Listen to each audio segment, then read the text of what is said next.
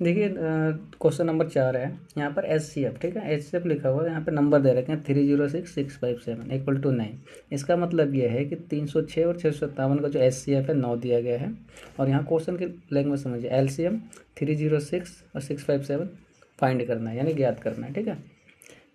तो हमारे पास दो संख्या हैं 306 और 657, और हमारे पास HCF है 9, और हमें निकालना क्या है, LCM। तो हमने ये फॉर्मूला पढ़ रखा है, दो संख्याओं का गुणनफल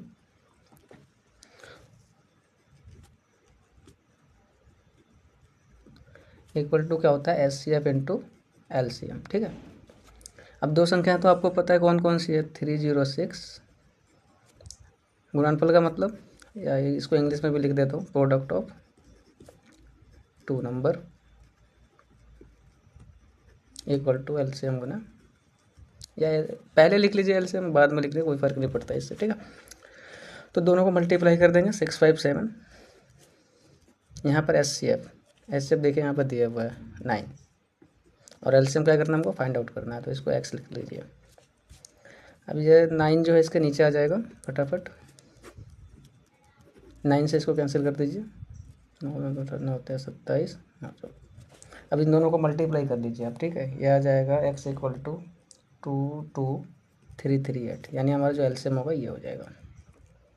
थैंक यू। देखिए अगला क्वेश्चन है, जांच कीजिए कि क्या किसी प्राकृत संख्या n के लिए संख्या 6 की पावर n अंक 0 पर समाप्त हो सकती है। यानी हमें ये बताना है, इंग्लिश में फटाफट पढ़ लेते हैं, आप पढ़ लीजिएगा, ठीक है।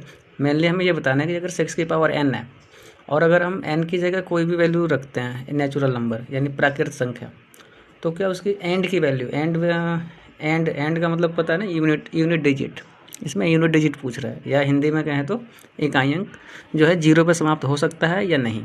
तो यहाँ पर एग्जांपल्स हम देख लेते हैं। देखिए जैसे 6 की पावर n है, ठीक है, इसको हमें बताना है, तो हमें क्या रखना है,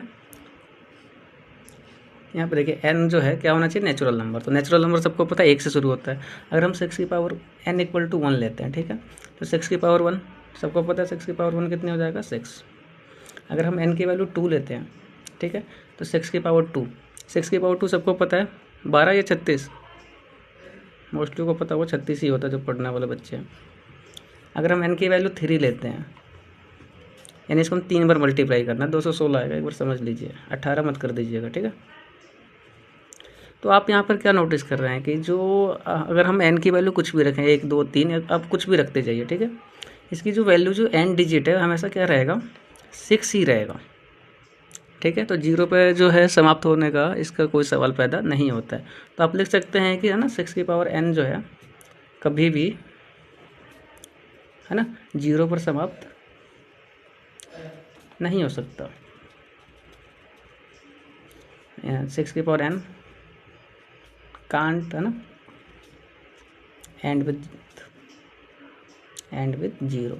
समझ गए होंगे अच्छे से, ठीक है। अगर समझ में आए तो कमेंट्स करें, थैंक यू। देखिए अगला क्वेश्चन है, हमें ये बताना है कि यहाँ पे देखिए इसमें दो क्वेश्चन है, एक तो ये और एक ये। हमें बताना है कि दोनों जो है भाज्य संख्याएं क्यों हैं, या हमें इंग्लिश में बोले तो एक्सप्लेन करना है कि why this number and this number are composite number, ठीक है। तो पहले फटाफट इसको लेते हैं, पहले 7 इंटू 11 इंटू 13 प्लस 13, ठीक है।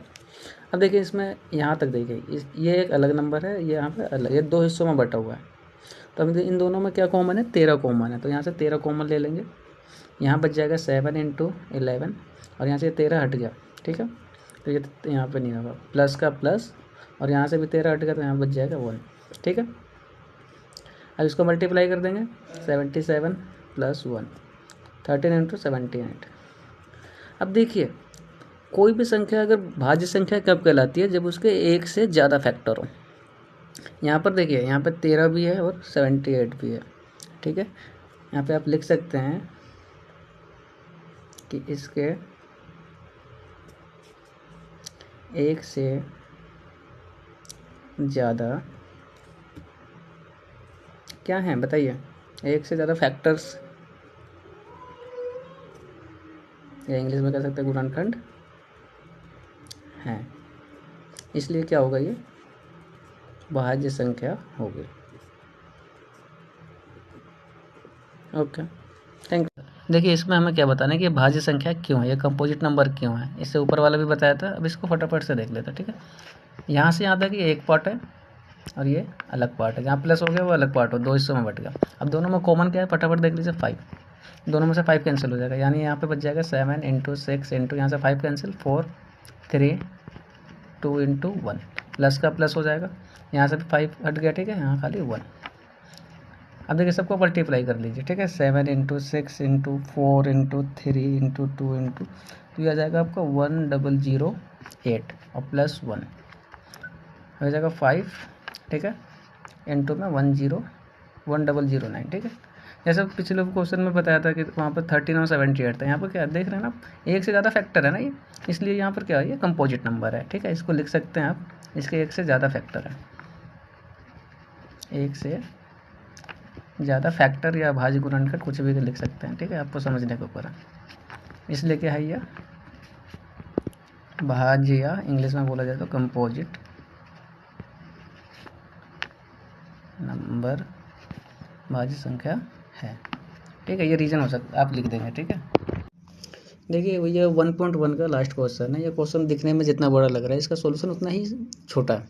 देखिए यहाँ पे दो लोग हैं, एक है सोनिया, मैं आपको हाईलाइट कर देता हूँ, कहाँ गई सोनिया, सोनिया ये रही। ठीक है, सोनिया को 18 मिनट लगते हैं, और एक है यहाँ पर रवि, रवि को लगते हैं 12 मिनट। मतलब देखिए यहाँ पर एक सर्कुलर फील्ड है। ठीक है, एक तरफ है सोनिया और एक है रवि, दोनों यहाँ से शुरू करते हैं। ठीक है, ये 18 मिनट लेती है, ये 12 मिनट।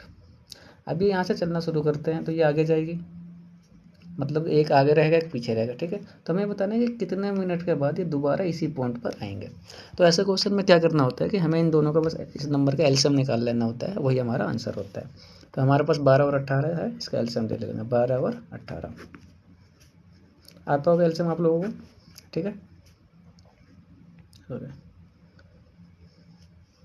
यानी ये हो जाएगा हमारा एलसीएम हो जाएगा 2 देखिए 2 इंटू 3 इंटू 2 इंटू 3,